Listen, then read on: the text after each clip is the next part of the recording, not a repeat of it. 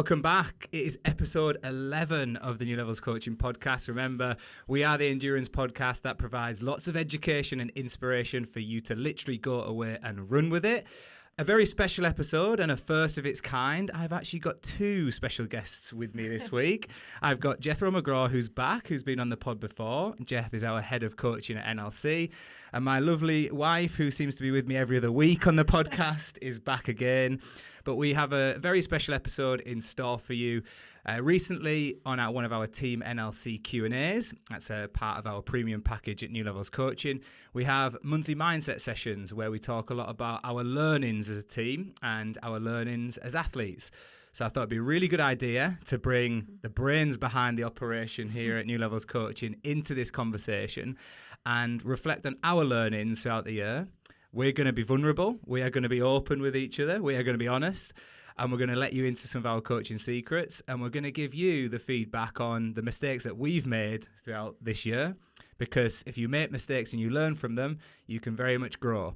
And I'm hoping that it'll grow me a little bit taller to match up with Jethro. Because if you're looking at us on YouTube, Jethro is dwarfing us. I'm a little bit intimidated. I'm not going to lie, Jeff. We're very cozy as well. We are very cozy. Everyone's within hugging length right now. It's quite warm as well. It's getting towards Christmas and it's getting cooler outside, but it's warm in the podcast studio.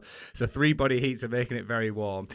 But what I would say, going towards Christmas and New Year, it's a really good time to reflect on your learnings from the year. And that's why we wanted to do this podcast. We did this with our team, as I mentioned, and we want our wider audience to be reflecting on what they've learned in 2023, but also show you that we're not all perfect. We all do make mistakes, and we do learn from them as we go.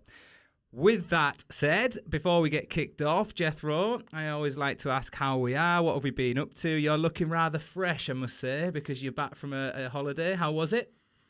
Yeah, that's right. It's been brilliant. So I took a bit of time off, which was actually well needed, and I suppose that highlights the importance of like a bit of rest, recovery, and yeah, certainly feel come back re-energized and really excited for the last couple of weeks of the year. Yeah, got quite a big race for a lot of my athletes on the weekend. So looking forward to heading up there and supporting them. It was a really good bit of time away, but straight back into the thick of it and straight back into the studio. So that's where we are. No rest for the wicked, eh? Yeah. We've got you straight back in. No time off here, but probably good though. Like a lot of time away, a lot of reflections. So yeah, very apt for this podcast. Definitely. And with that in mind, a note to go back to on the episodes we did with Matt Long on rest, recovery, regeneration. If you've not heard that episode, it's a really good one to go and listen to. And as Jethro said, really important part, not just of your running or your performance, but also your life in general. And I know Jethro started this job straight after another job, so he didn't really have a break between jobs. So it was really good for him to get away and get that rest, recovery and reflection. Okay, Gemma, I'm going to ask what you've been up to. I think I might know what's coming here. Well, I've been recording, as those of you who will know, I've been trying to put together a YouTube episode about my race, my first ultra distance race in Cullinan. And it's taken me about 6 days. 6 days? That's generous. Gosh. Longer than 6 days. Yeah, probably longer than 6 days. So many hours. I was trying to learn Adobe Premiere Pro. So I'm trying to teach myself something new. A student of life, I've decided. So I've gone from being charity to CEO to being a digital marketing editor. So I am learning, but hopefully this is the first of many YouTube episodes for our New Levels Coaching YouTube channel. And it's finally out. It's only 6 minutes and it took me so long. And I think it was harder than actually running the race. So lots of learnings. It definitely took you longer than it did to run the race. I can vouch for that. And it's definitely harder. Yeah. If I have to hear my voice one more time in the background whilst you edit that video, I will go insane. So I'm glad it's done. But yeah, quite apt as well, similar to Jethro, on learnings and learning on your journey as you start NLC in a full-time capacity. Okay, well, I guess for me, similar to Jethro, I've got athletes racing this weekend at Liverpool, which I'm really looking forward to. Before that, we have the funeral of John on Friday, which I'm really hoping will be a true celebration of life. It'll be great for people to get together and tell John's stories. But if you've not heard the podcast episode from last week, very emotional episode, then please do go back and listen to that. But yeah, just pass on our best wishes to John and the family for John's family, and friends for Friday. And then it's off to Liverpool at the weekend. weekend, and then the weekend after is Valencia Marathon. So we've got a very special episode for you next week. Yeah, Sonia's coming on the week of the Valencia Marathon, which I thought was very brave. That's cool. That's really cool. So if you want an elite athlete's insight into the big major marathons, I think we can class Valencia as a major. It's going to be on BBC Red Button. If you want to tune in, then we'll have Sonia in for a bit of a sneak preview next week. But this week, let's get on to our learnings. And I'm going to go ladies first, Gemma. So, no pressure then. So what I'm looking for here is either a coach learning, so something from your coaching year, an athlete learning, maybe something from what you've learned as an athlete this year, or it could be, I think we've had your business learning already about your digital marketing, editing on Adobe Pro, whatever it is.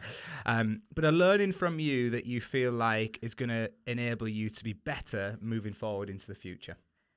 Yeah, I think when we chatted about this yesterday or the day before, I said to you last night, I said, Lou, I don't even know what I've learned. I don't even know what I did yesterday, let alone last week, let alone in the last year. I really have to think about it. I was thinking, gosh, yeah, where do I go? But I think an obvious one came to mind. And this is both from an athlete and coach point of view. And it's around the psychological skills and the psychological impact of our mind on our performance.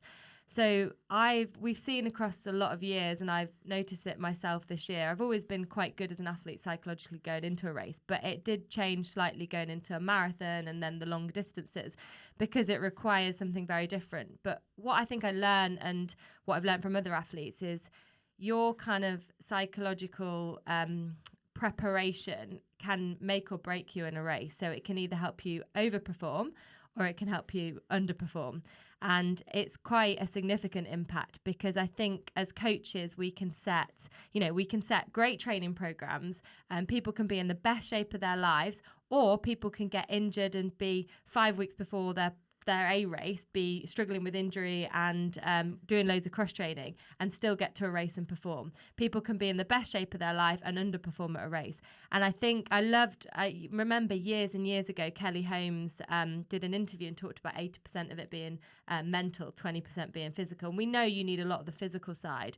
But when I was like 12 years old, my dad gave me Frank Dick's book around called Winning, around mountain people and valley people. And that was basically all about the psychological impact and your thought process and what you can do. And I think we really underestimate that. And I worked with a psychologist. I had what I thought was a bad injury in September this year. So I had 3 to 4 weeks out. And culminated that A race was only like 8 weeks away or 6 weeks away after that, I think. Yeah, I'm not even sure it was that, yeah. To bit of context behind it, we had to drop the long runs, we had to remove some races from the plan, all within the last 8 weeks. So yeah, quite a scary time for an athlete when they're gearing up to peak in sort of 7-8 weeks time. Yeah, and it was interesting. We did a podcast on it and I was like, I got to a point with that injury and I was like, I just can't have another injury. And I went to see a psychologist, Sarah, and I had 3 sessions with her, and I think I had the best preparation into that 57K. I was able to use all those mental tools pre-race and also during the race, and I think that's why I performed the way I did. But also, I actually enjoyed. Well, I'm not sure I enjoyed running 57K through mud, but at some point I enjoyed it. And I think that it's not necessarily you need to go and see a sports psychologist and work with somebody. But I think we underestimate how big of an impact those mental skills have on the preparation during. Well, I guess pre, during, and post race as well. Okay, I'm going to pick that a little bit because there's a lot to digest there and a lot for our listeners and viewers to digest as well. The first thing that I'm going to say is that I think it's really important that if people feel like they need help, they should go and get help. It doesn't always have to be a psychologist, but just speaking to people can really help people. Yeah, I think also there's different levels. Obviously, we've got around the mental health side of things and what people use running for, and struggling. There's anxiety and depression and that type of thing. But what I'm talking about here is actually performance and how we can use our mental skills, which then actually. But to be fair, when you go and see, say, a sports psychologist and work with them, they actually unpick your life first. So they look at your values, you look at all of that sort of stuff, which then provides you with the foundations to then go and perform really well. So a lot of it actually does relate to how you speak to yourself, how you refine the way you're feeling, and all of that type of stuff that comes into it. So that was one of the points I was going to make, is around when you really understand yourself and the challenges that you're going on, you can start to almost feel a little bit more confident maybe, or a little bit more relaxed about things. But I find personally, I don't know how you guys, I'll maybe go to Jeff for this one, is that the longer the event, it almost seems like the bigger the psychological challenge for people. So as middle distance runners ourselves, you don't have as much time to think in the actual race setting. So what I've found personally is that before the race, when it's a shorter event, you do a lot of thinking and maybe that stress builds up. But then as you get to the longer events, particularly marathon and ultra, as Gemma's talking about here, there's a lot of thinking time in the event, and that almost adds another level of pressure. Don't know if you agree with that, Jeff. Yeah, definitely. And I think principally though, I suppose you'd come back to the same methodology of trying to overcome that, right? So it's like you say, pre-race visualization, sort of looking for those, or understanding what thought processes are going to happen during that race and being prepared for that. Almost like expecting them rather than being surprised when there are barriers or doubt seeds that are planted during the race. And you're right, the longer the race, the more opportunity there are for those demons to surface, I suppose. So yeah, I think I don't know. I'd be interested, Gemma, to hear like whether there are any kind of specific like thought patterns or processes that you went through in terms of visualizing before the race that helped you during your ultra in Sweden. Yeah, massively. And I think there is a difference. Like you say, it's for a longer duration, so there's a difference between. But you're still like in a 1500, you're still trying to kind of mask that pain you're going to feel by the words you're telling yourself, even on a 1500 and also in a marathon or ultra. So I think for me, there was a lot of preparation around the worries that I had going into the race. So things like, can I complete the distance? You know, I'd done one long run at 27 miles on my own, so I had pretty, high confidence that I could get to that. But could I complete the distance at the pace that we wanted to go? The other worries were around the terrain and not being able to see the course, not understanding anything about it and just going and running it and not knowing the technical aspects. And then also around who you're around, and is that race environment what you're used to, or do you have to adapt to different scenarios? And what was really good was that you actually voice these worries. So a lot of the time, if we just have our worries in our head, we don't actually process them very well. So writing them down or talking to somebody about them, and then actually looking at, so a lot of the time we think about those worries quite illogically. So it's actually important to look at them in a logical way. So saying, actually, what can I do? Like, how can I basically break down those worries and make them and think logically about them? So I went through that step, and that was really helpful because then I was kind of prepared for those scenarios or those ways of thinking and kind of reduce my worries, but then also the mind had less stress. So we talk about that stress bucket. If you go into things with your stress bucket really high, which those worries will add to, then there's no real room for any more, like, so say there's last minute, like, you lose something before the race, or you take the wrong shoes, or you don't have your gel, or you lose your gel. There's no actual room to be able to deal with that, so you panic. Whereas actually when that happens, if the stress bucket is low, you have the space to be able to deal with added stress because you've actually dealt with a lot before going into the race. So it's important to have that preparation, but then be flexible in how you approach things as well. Okay, loads and loads here. Yeah, I think I could do a whole podcast. Yeah, on it, and I don't want to just focus on one, but I do want to add a little bit more to it because I think there's a really good point in there for people to learn from, is that firstly, everybody goes through this, like elite athletes from, people who are going to their first ever race. Everybody has those worries. And as Jethro said, they're just different for different events, but the worries are always there. But what Gemma said is so important. And I found this, that actually, if you're just thinking about them in your head and you're not voicing them, it's almost like they aren't real until you do voice them because they're just caught in your head. So actually just talking to somebody about them is really helpful because it helps it to make it real. It feels a little bit realer, and not being afraid to address those things that might go wrong and plan for those things, because we all have a plan A and we think, oh yeah, it's just going to go amazing. But actually, what happens if things start to go wrong? Have you actually thought through that process of what you would do? And I think it's really important for people to do that. Not that you're visualizing it going wrong, because the majority of visualization should be spent on it going right and what you want it to look like, but not being afraid to visualize what happens if things don't go right. How will I deal with that? And I think that's a really important visualization that people miss out. And then to kind of wrap this all up, you mentioned the 80-20% of Kelly Holmes. Now, there's been a number put on it by everyone. I listened to a podcast recently where, Tom Evans said 90% mental, and it can't be measured, of course. But the point made here is Kelly Holmes is saying 80%, Tom Evans is saying 90%. And Tom's point was, but how much time do we actually spend working on our mental fitness? If 90% of it or 80% of it is psychological, then how much time are you spending training compared to how much time are you spending working on your mental fitness? Yeah, and I think that I think we also see people who, like you say, the training plan is obviously extremely important and that needs to be right for you.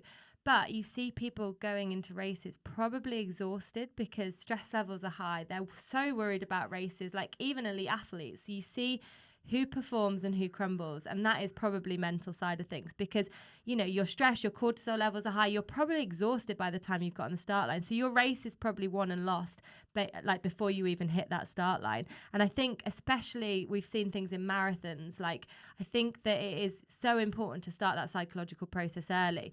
And for those of you who want to kind of understand how to start it, I mean, we started it in 2020 through journaling. So that really helped me. I mean, people think journaling's the kind of woman's thing, dead fluffy, but I can't tell you, it is an absolute game changer for me. And I know you still do it. But all it is just getting your thoughts down, understanding them, and then starting to navigate through them. And that can be a game changer in performance. And it could be simple as a training diary, it's just exactly what you the same. call it if you're documenting those thoughts and learning from them as you go. But hopefully lots of learnings from that. So that's a deep one to start off with. I'm not going to lie. If you're kind of throwing Jethro and I under the bus here. I know. Jeepers. Sorry. But it was from a coach point of view and an athlete point of view. I've always understood how important mental skills are, but I think it's still an untapped area, but that is so important for us to understand. Absolutely, I agree, 100%. Okay, Jeth, no pressure, but quite a deep one to kick us off.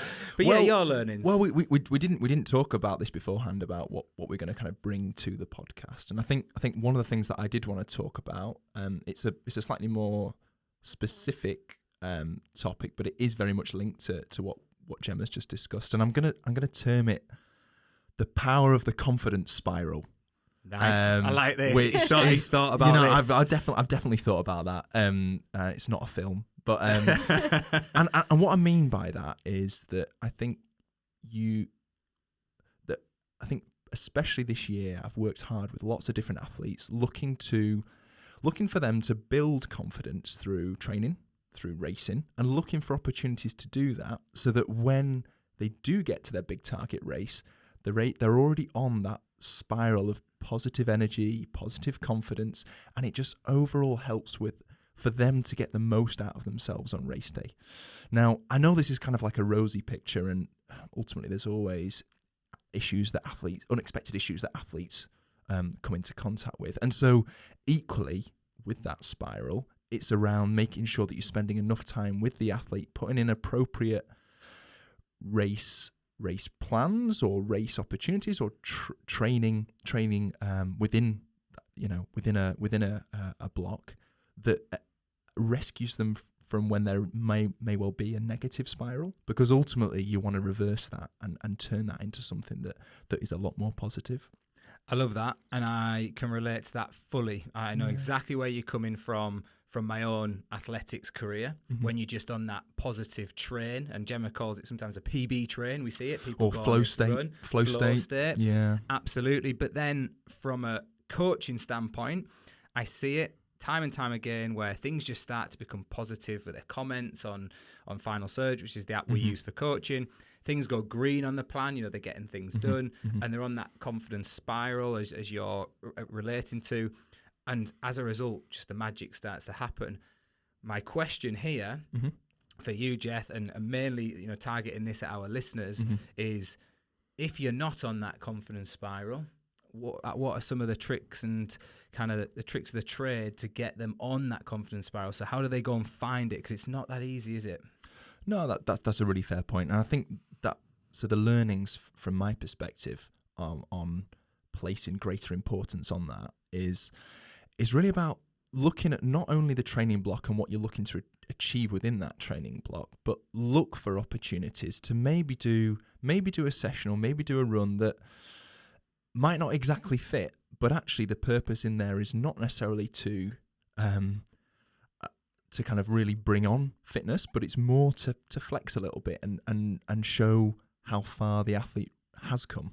Do you know what I mean? So absolutely. I think what I'm trying to say is that not everything in the week has to be sort of perfect and aligned to the objectives that you're looking to meet, but there's occasionally opportunities to either dip into let's say a low-key race or go into a race with a specific race plan that might not get you the best result possible, but it might enable that person to bounce off and think, wow, that was really good. I'm not far away. I really want to roll with this now. I'm inspired. And all those words, I'm sure all our listeners can relate to, that at some point they've felt that, and that's when they're most confident, most inspired, and that's the start of that positive spiral. And yeah, just feeding that and weaving those opportunities into a program. That's the coaching art, I suppose, isn't it? So Can I just jump in on there as well? And it does relate to what we were talking about around the mental skills, because self-talk is your number one priority as a human being, and positive self, maybe not number one, maybe you need to eat and drink as well. Yeah, I was going to say that's a bit... Gemma, I know your biggest learning's been around psychology, but this is going a little bit far. Okay, it's really important, because what we tell ourselves is what creates our reality. So if you have negative self-talk and you're putting yourself down all the time, that will become your reality. If you have positive self-talk, that will become your reality. So it takes a lot of time and takes a lot of practice. And that comes into the training side of things as well. So in terms of it's great when you're gaining confidence from sessions, from races, from your environment. But what happens if I saw it in the trail world this year when two UTMB winners, so Tony McCann, who won the OCC, and then Jim Wamsley, who won the UTMB, both had significant injuries going into those races and weren't able to do the training that they did last year. And you would hit that point a month before UTMB and think, I'm not in the same shape as I was. I haven't done the same training. So what is it that gets you to that start line and gets you to cross that finish line in first position? And that has to be, they don't get positivity from their training or sessions that they've done or races. That has to be the story that they're telling themselves and the milestones that they're doing in terms of cross-training and the environment they're in as well. So in terms of, like you say, that perfect setup is great, but what happens when things aren't going that well? I think we've agreed with each other a lot here, and quite rightly so, because everyone's making very good points. I'm actually going to agree here, and I'm also going to provide a little bit of a counter-argument to that. So I agree the self-taught thing's massively important, particularly to bring themselves out of that hole. And you've got to be so confident in your ability that you can turn things around. They will go through some dark patches within that period as well. But I think, and I don't know this for sure, I think at some point within that last training cycle, whether it's the last 4 weeks, 6 weeks, when they did manage to get back on their feet, they will have done some confidence searching within their training. They will have done a session, like Jethro mentioned, that, and I really like the way you said, and again, I'm kind of going to agree with this and then kind of provide a counter argument to it. I really agree with the objective, okay, we're not going to do it from a physical objective or a physiology objective. We're not going to put that session in there and it's not going to be aligned to your objectives. But then my point is, well, if we're doing it to build confidence, actually, is it still aligned with your objectives? Because that's part of it, isn't it? Yeah, no. But then you can have, I suppose then the argument is if you've got multiple objectives with what that training block represents, which, often we do, right? When you're embarking on a 4-week block, it's not just singled out towards one thing. It's lots of things. But I think what I'm trying to say is that I think perhaps moving forward, definitely look for more opportunities because I understand or appreciate how much more weight that carries when plotting a program out. So, love that because I think I've done it before where whether it's like a repeat of a session that you know they've done, that's a really easy one, right? Yeah. Or a repeat of a session and maybe it's like static recovery instead of jog recovery. That's a really easy one that I'm sure lots can relate to, and it just helps bring on that confidence and look how how much faster I was moving on that compared to 4-6 weeks ago. Yeah. And it could be, I'll be honest here, I've sometimes looked back in the calendar and looked for a session that someone's done particularly bad and thought, you know what, I'll repeat that session because I know they're going to crush it. Yeah. And then they'll look back and go, oh my God, I've absolutely flown this time. And well, it was hard not to do it worse. And if you did, I've really messed up now. But yeah, you've got to be clever, and you've also got to know the athletes you're working with to know that what they'll respond to. So really good points so far. I feel like I've been put on the spot a little bit here going third. Okay, I'm going to go with one of my learnings that mine all kind of tie in together. So this year in Switzerland, we went out to a race where James did the 50k, and Justin, Carl and James's dad Neil were racing the 20k on the Sunday, and I decided that, you know what, I'm going to race the 20k as well. And I'm not blowing my own trumpet here, but I did generally get in quite decent nick. Yeah, you know, I was going well, I was training well, and I thought, oh, you know what, I could have a good crack at this on that Sunday. And I went into it with a real positive mindset, great trip away, really looking forward to it. Went on the Saturday and crewed for James and was obviously coaching and also was coaching, not to forget, I had Justin and Neil, who are also my athletes, racing on the Sunday. So not just on the Saturday, I also was athlete planning for the Sunday, which is the race that I was going to go into. James did amazing on the Saturday, and then we got to the Sunday, and the first mile or two, I knew I was flat as a pancake. Like, it's hard to describe, but you just know sometimes as an athlete. I remember you doing a 5k at Loughborough Jethro in the summer, and you said you just knew. Yeah. And that was one of those races I knew. And I immediately knew that I tried to do too much in a weekend. I was trying to be coach and I was trying to be athlete. And that was a big learning for me, that I couldn't do both. And I've since worked on that with a psychologist on not falling into that trap of wanting to do more. And it will link to my other learnings as well around trying to do too much and trying to be too much for too many people. But I think what's really important here is there's a couple of things. Within the race, I had to readjust my expectations quite quickly because I knew something wasn't right. So I went from, actually, I'm here to run well and perform well. And I'll be honest, I wanted to kind of sneak in the sort of top 5 on that day. And I believe I could have if I was right. I thought, I'm here to have a good time with the guys. Let's not force things here and do some damage and ruin your training block and then not be able to run next week. Let's enjoy where you are. So let's slow down, not get yourself injured. So I changed my expectations within the race, which I know is hard for a lot of people to do, but I had to think on the spot and I had to try and pick myself up. And then what I also did, the main thing was exactly what you said, Gemma, earlier. I went away and I wrote down. I went and wrote down in my journal at the end of the week, my reflections, right, what was good about the weekend and what was a big learning and maybe a few mistakes. And it just helped me to realize you can't do this. Like you can't be pulled in so many different directions. And I'll be honest, what I felt really guilty about was I didn't feel like I'd performed my best as a coach on that weekend. And again, that's me being vulnerable and very honest here. But I think that I went away and thought, no, you've not let people down, but you could do better. Yeah. And I always want to be the best version of myself, and I'm sure you are the same. So I thought, no, it's time to really get on board and look at what matters that weekend. You can do both. You can run and compete, as Jethro does and as you do very well, both of you.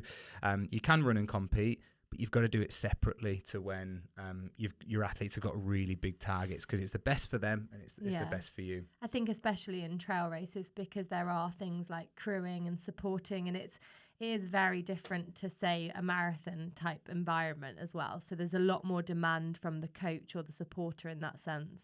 But you've said it to me before, you've said you found it really hard when you've got athletes in the same race. It's a real skill to be able to switch off. And I think you've got to, as a coach, if you're listening and you're a coach, I would say learn from our mistakes here, because it's really hard when you've got a lot of athletes racing and you're potentially going to race yourself. And I know a lot of people who do online coaching now are athletes, so just bear that in mind.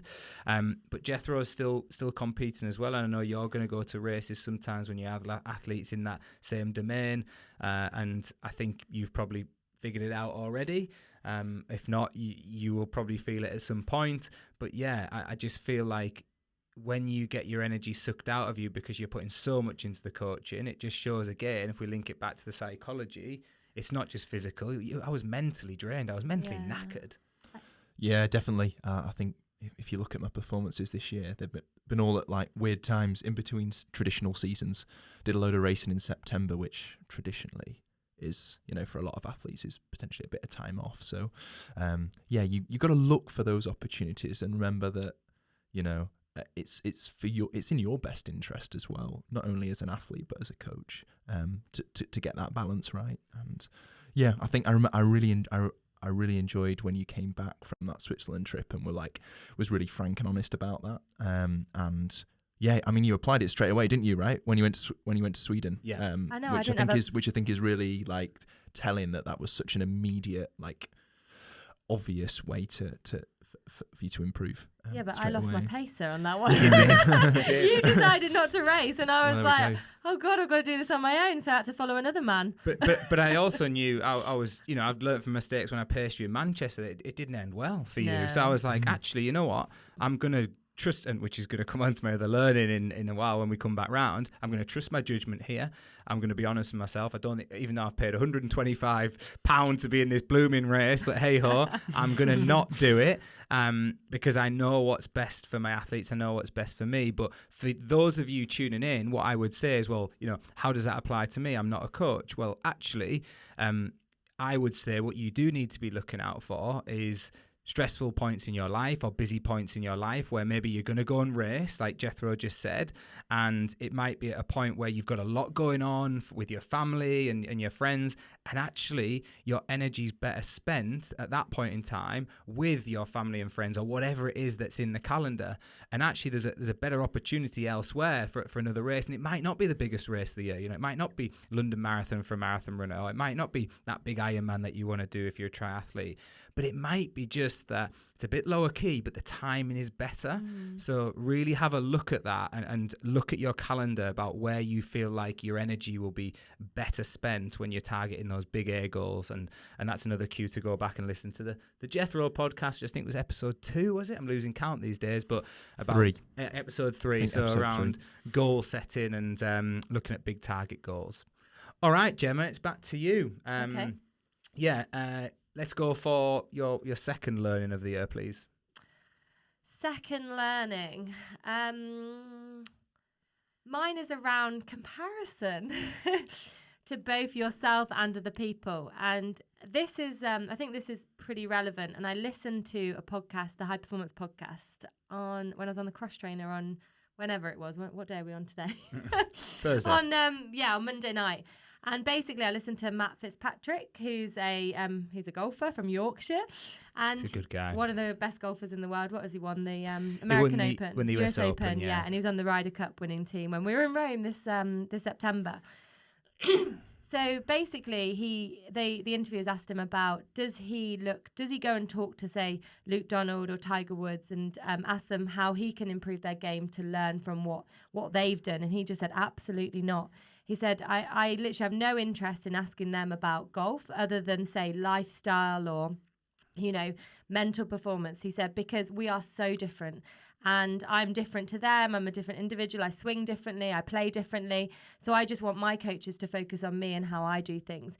And I think in the running world with social media and lots of comparison, we can go down that road where we're constantly, with Strava, constantly comparing training and paces, sessions. And I've been guilty of it as well, the more social media has come into our lives. And I think again, this is what I worked with a psychologist about focusing on you and staying in your own bubble, because actually that's what's going to get the best and that's what's going to help you perform the best. And it was so interesting listening to Matt Fitzpatrick talk about that from elite level in golf and actually say that is so relevant to us right now. Like, let's just stop comparing training, stats, data, like all of that sort of stuff. And if we home it in and just focus on us and how our coach can develop us and how we can develop as an athlete, we will be in a much better position. Okay, well, I'm going to add to that because I think it's a really good point. And I'm not actually using this as one of my learnings, but I feel like it's relevant to add in here, is in relation to comparison, is one of my big learnings recently, but I didn't have it down on my list, was that I was giving advice to a lot of the athletes I work with, particularly the elite athletes here in Loughborough, and I was using myself as an example way too much. So I was saying, oh, well, this is how I used to do things, or this is how we used to train. And I heard, again, similar to you, Gemma, I heard this on a podcast, a similar guy saying the same thing. And it made me realize that they're not me. They are not me, and how I trained is very different to how they train, and they have different skills than what I did, and they may perform slightly better in different areas. So actually some of the stuff that I was saying was relevant, but there was a lot I was saying where I could have been given better examples that were more specific to them, because some of it was like, for example, I was very good at having a bad session the week of a race, and then performing on race day, and that became like a thing for me, that if I had a bad session on race week, I'd almost see that as a good thing. Now, that was me mentally. So I was saying to the lads in my group when they were having a bit of a wobbly on the Tuesday before a race, don't worry about it, guys. That means you're going to have a good race. And then they perform rubbish at the weekend. And I was like, oh, hang on a sec. And then they'd say, I needed to have a good session on Tuesday. I realised that their confidence was then shot, just as Jethro was highlighting earlier. Their confidence had been shot and they weren't on that confidence spiral anymore. That session had got in their head and they'd gone, I'm not ready for this weekend. So not comparing myself to them has been a big part of that. And I think comparison is just, as you said, Gemma, comparison is the thief of joy. Yeah, but I think it's then as coaches and athletes understanding what you need and what we need to work on. So you're not looking at somebody else, you're looking at you internally as well. So it's like, well, if you may have a bad session on a Tuesday, but how can you turn that around? You may have a good session on a Tuesday. How can that help your confidence? So you can't always guarantee a good session unless you give them something. I don't know. It's not always guaranteed, is it? You could feel crap and it just doesn't go well. So you've got as a coach, you've got to look at them on an individual basis and help them, and they also need to pull back and figure out, well, why do I respond this way? Why is that happening? So it's not just coach's job, it's athlete coach relationship that's so important. Ask them. Yeah, I think I've got better at doing that this year. But what do you need to do for you to step on that line and feel a bit more confident? Or I know that was a bad one. What do you need to do over the next 5 days just to kind of like pick you up again? Because often they know. Yeah. And I was just about to say almost the same thing. So one of my learnings was when I seen it happening in a session again, I thought, you know what, this needs to adapt this session very quickly because I can see where this is going. So I just stepped in and said, right, we're just going to do, lap recovery, and then I'd like to know what you fancy doing. We're going to change the session up completely. What do you fancy doing? And I thought in my head, right, I'm going to give them longer recoveries. I'm going to let them spin the legs a little bit, but I'm just going to ask them, what do they need to help them feel confident? And not being afraid to change things that are on the plan. And again, if you've not got a coach and you're sat here listening, then it's the same for you. Don't be afraid to change your own plan. Don't just think you have to do what's set out on that schedule on that day if things aren't going well. I always remember Peter Coe saying about Seb Coe, if Seb was having a blinder, sometimes he'd pull him out of the session and say, enough's enough. Right? But at the same point, if he was having a disaster of a session, he'd also pull him off and say, enough's enough. You're not just going to run yourself into the ground tonight, sunshine. We've got to be able to adapt. And I think a big part of that is linked back to confidence and not denting someone's confidence. Why would you keep running someone into the ground if you can already see they're beat up and it could affect their performance? Good one, Jem. Good one. Okay. Jethro. Oh, okay. A learning number 2 from my side from this year. I'm gonna go with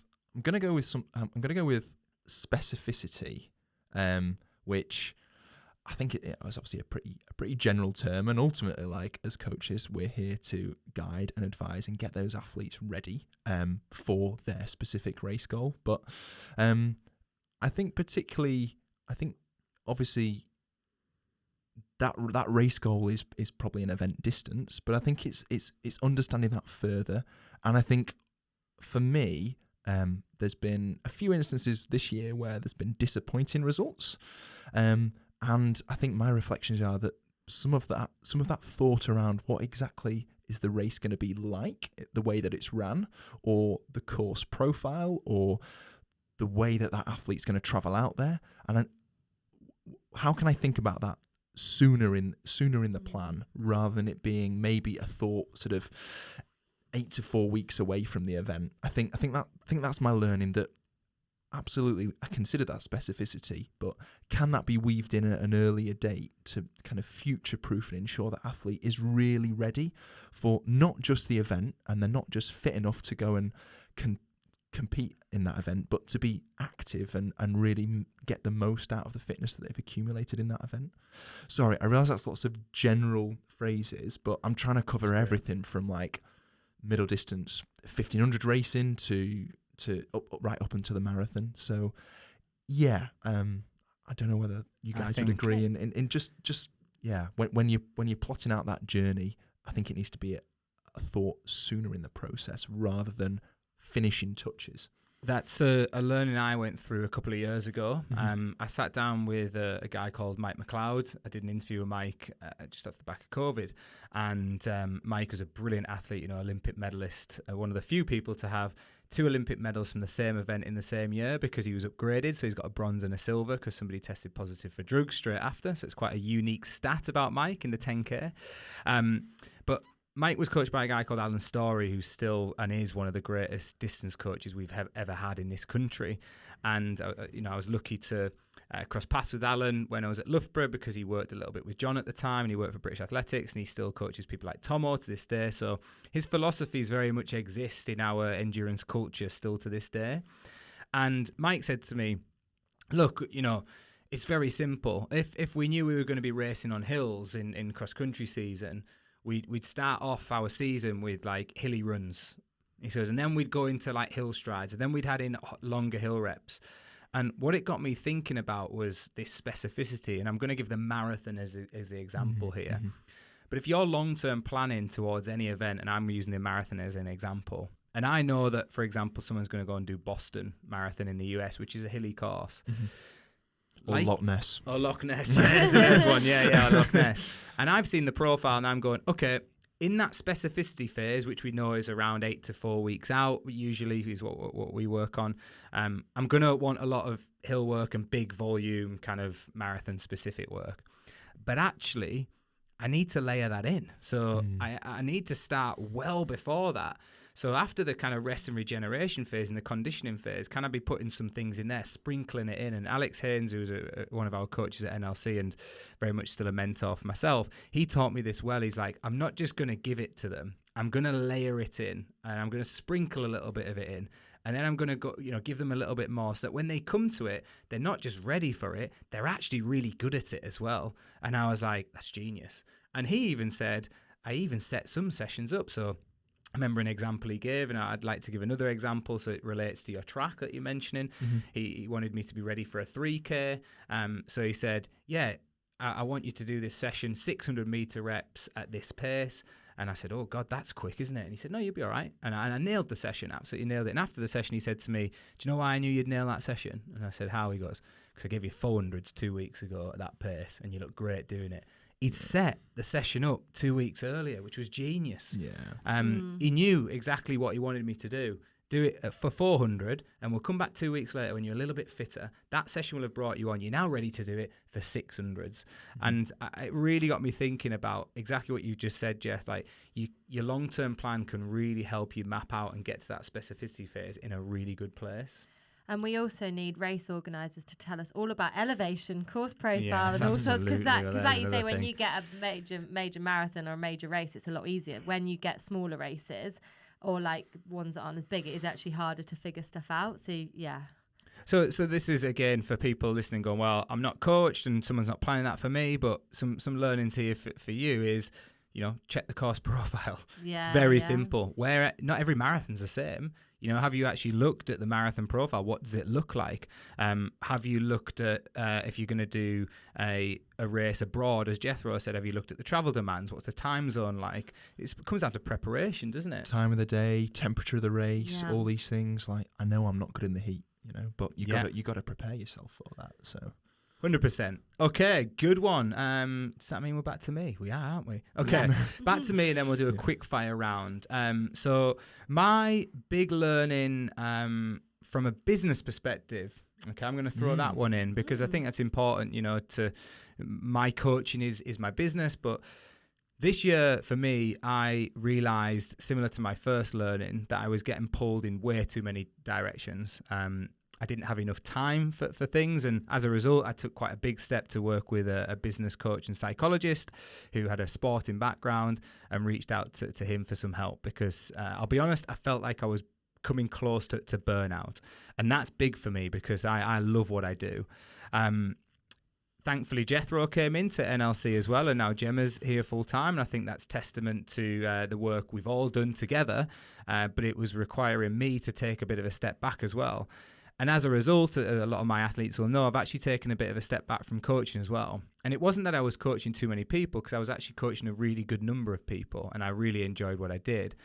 But the demands elsewhere, particularly with the business and some of the commentary work that I'm doing, and involving me in traveling more with, particularly with trails and ultra runners, is that I was doing too much, plain and simple. And what was happening as a result was, one, it was probably diluting my quality without realizing it. But if it wasn't, I was having to overwork myself to keep up with the demand, to keep up with the quality. And eventually that would dilute the quality. So I almost wanted to stop that from happening before it actually happened, because I was just taking on way too much. And one thing I had to look at was like, well, what are my values in life, and where am I spending my time and where I'm not spending my time? And I did something called a time audit, where I actually sat down and looked at where I was spending my time, and it shocked me. To put it into perspective, we averaged it out over a monthly period. I was working around 70-hour weeks, which is insane. And that wasn't including, believe it or not, coaching hours that I was doing on a voluntary basis at the university. So basically I had no time for the things that actually I cared a lot about and I wanted to have time for. So made a big decision to say, I'm gonna correct this. It's gonna involve having some hard conversations with some of my athletes around not supporting them anymore, which I was absolutely gutted about. But you know what? I knew that they were going on to some very, very good coaches, some of which are in this room, and I was responsible for creating that, and I was very proud of creating that. But I was really happy that they were going to go to new people and have this new experience with them. So big learning for me, and for those of you listening, just don't do it. Just don't overwork yourself. It's not a good place to be, and you don't get the best out of yourself. I think that's a great example of when we were in Morzine for our Morzine retreat. We had Edwina Sutton, who is an ultra athlete. She was third female in the spine race. And she talked about these dials in life, and it's an example of all your dials were switched up to full max, Absolutely, basically. they were, yeah. And that's just not possible. Like you say, you'll hit burnout, you'll end up not being productive and not working effectively, even though you still do, but which is amazing. But it shows that you needed to make some changes. But I loved what she said about, so this can be related to athletes that we coach and people listening. When you do have, say, a big race, it's like that's when your training and race dial or training dial gets turned up. And actually, you will have to turn other dials in your life down. Like I actually did it towards Coolman, and I'd left my job as a CEO at Move Charity, the charity I founded. And I realised this was the time to turn the work dial, not right down, but turn it down and not be as full on, but actually turn the recovery, the training dial and preparing for the race right up, because that was my priority, because I couldn't do them all at once. And sometimes it's a balance, but sometimes we just need to look at our life and figure out, if we try and do everything, it's going to end up in disaster. And actually, we just need to shift some of those dials to make it work for us so we can be most effective. It's a good job you've got understanding work colleagues, isn't it? That let you shift that dial down. That's what I'm saying, Jeff. I wouldn't say that was shifted down in anyone's comparison. Thank you very much, Lewis Moses. We didn't let you off bums and tums on the Monday either. We stuck you straight back in there. Testament to you getting on that. But yes, I think, one thing I had to be really honest about is my values, but also I worked with one of my athletes, Wendy, who did a great job with as part of a study with myself and Jordan. We looked at my saboteurs, and I'm very much a people pleaser. I want to please everybody, and I find it hard to say no to people. So I was trying to please people by saying yes, yes, yes, yes, yes. And I realized by doing that, I was like not only damaging myself, but I was potentially risking like doing a bad job. And that just was one of my big values, is like never to disappoint someone. Like I want to please them, so I would never want to do a bad job. So yeah, it was I think understanding yourself is important in that moment, but also not being afraid to say no to people. Sometimes people respect that a lot more. And I read that in a book once, and I thought, I'm not sure I agree with that. I 100% agree with it now. Okay, final round 3. Ding, ding, ding, ding, ding, ding. So round 3, more of a quick fire one. So any learning, this can be, life, business, running, coaching. Throw one at me, Gemma. That's a big question, considering we've just been through. It is, but gosh, any learning in life in general. Be a student of life. Okay, nice. Be a student of life. Always keep learning. Never think you know everything, because you don't. I like that. I've mentioned that in a podcast before about when George Gandhi said that to me. He's like, show me the finished article and I'll show you someone who's finished. And I was like, that's a great quote, George. Don't know where he stole it from, but it was a really good quote. I like that. Quote Gemma Hillier-Moses now. I like that. Be a student of life. Be a student of life. Yeah, I agree. And Matt, I'm gonna. He agrees. I'm gonna throw back to another podcast, Matt Wood podcast, where he spoke about that's one of his big values, about continue to learn, continue to push himself, and it was a really nice episode when he spoke about that, and that's the power behind what he does. So yeah, links very nicely into that. Yeah, I do learn a lot from Matt Wood doing that. So he's my inspiration. There you go, Woody. You're still inspiring us. Jethro. I'm gutted because I actually had a quickfire one saved up, and it's another version of what Jem says. But go on. I think in this year is for me has been like pick good role models. And that's a bit of flattery on both Jem and Lewis as well. So but no, pick good role models, pick good mentors, and listen to them, because I think I really feel like I've developed in lots of different areas that have previously been untouched or underutilized this year, and I think that's fairly applicable for anybody that's listening. That choose those people in your life to look up to, and work out how you can perhaps not be them, but take advice from where they are and the experience that they've got. Yeah, surround yourself with good people. Yeah. I always like that. And hopefully you meant us, mate. But yeah, thanks if you did. If not, I should literally surrounded in this environment. I know, quite close as well. I am heating up quite close. Okay, last one from me. Very simple, but I'll elaborate on it a little bit. Trust yourself. There's a time, and it falls back in. I said all mine were linked together because I'm a people pleaser. Sometimes I would say things to people that I didn't really believe myself, but I would do it because I wanted to please them. Maybe didn't want to upset them. So I'd say, yeah, okay, yeah, even though I didn't really believe it. This year, I've gone on a journey definitely of self-discovery and said, you know what? I'm going to tell them what I really think, because Gemma always says to me, why don't you be the honest Lewis like you are with me? It's much better. I've had that for 18 years, and it is good. I just needed to be a little bit more honest with people. And what surprised me the most was it was almost like they were wanting me to say that. And all these years I've been thinking they wanted me to agree with them. actually they were looking for, not the counter argument, but they were wanting me to step in and stop them doing what they were going to do. And I'm going to give an example. So Zoe Doyle is somebody who I used to coach, now Jethro works with really closely. Zoe's a brilliant person, a brilliant athlete. And she was chasing a Masters record, a British record over 800 metres. And she ran a couple of races and got really close to it. And she had the Europeans coming up, and she asked me, should I go and do this other race to get the record? And I just said, you know what, Zoe, I think we're better off doing a couple of weeks training into the Euros here, because I think it might compromise the Europeans if you go and do that. And there's no guarantee that you'll get the record anyway. So we're now starting to deviate quite a bit from the plan. And fair to Zoe, she's like, yeah, fully trust you, and I love that with athletes where they go, nope, trust your judgment, you're the coach, I'm going to do that. Cut a long story short, Zoe goes to Europeans, wins two gold medals, and she also breaks the record in the process. So my learning was, would she have broken the record that night if I'd let her do that race? I don't believe she would have done. But she got out of it what she wanted to get out of it anyway by trusting the process, if not more out of it.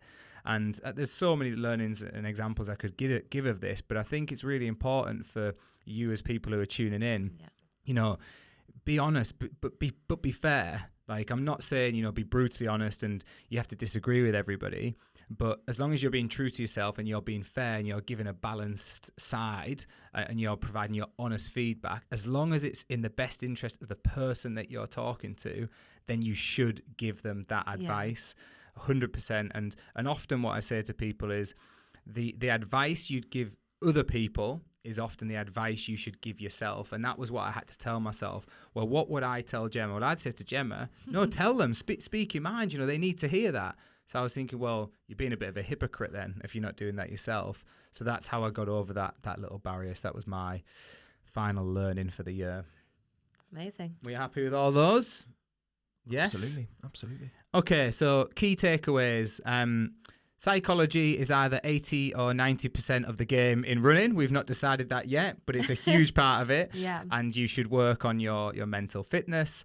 But also linked to that is, if you're lacking a little bit of self-confidence, then maybe look at ways in which you can find that confidence. Speak to somebody and get some advice, or just alter things a little bit. Don't be afraid, or don't become a slave to your plan if you're one of the people who are following a plan.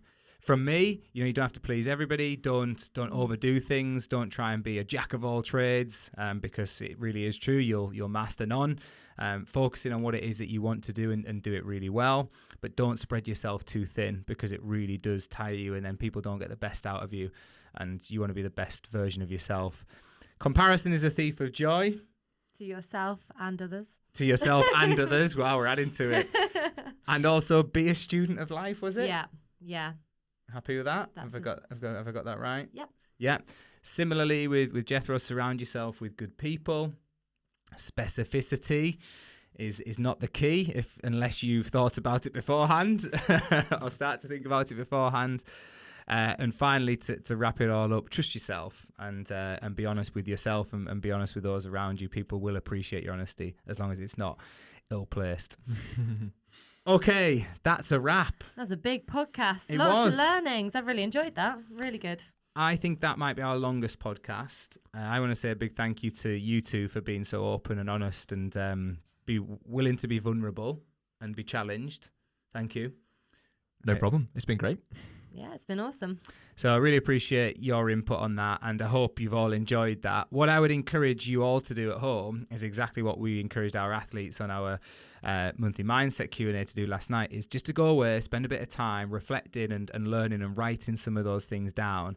Learn from those, grow from those, and help them to use those to help you put together a process towards your goals in 2024. And if you want some help on picking those big goals, go back and listen to the podcast episode with Jethro on setting yourself some big A goals, maybe some B goals and C goals into the new year.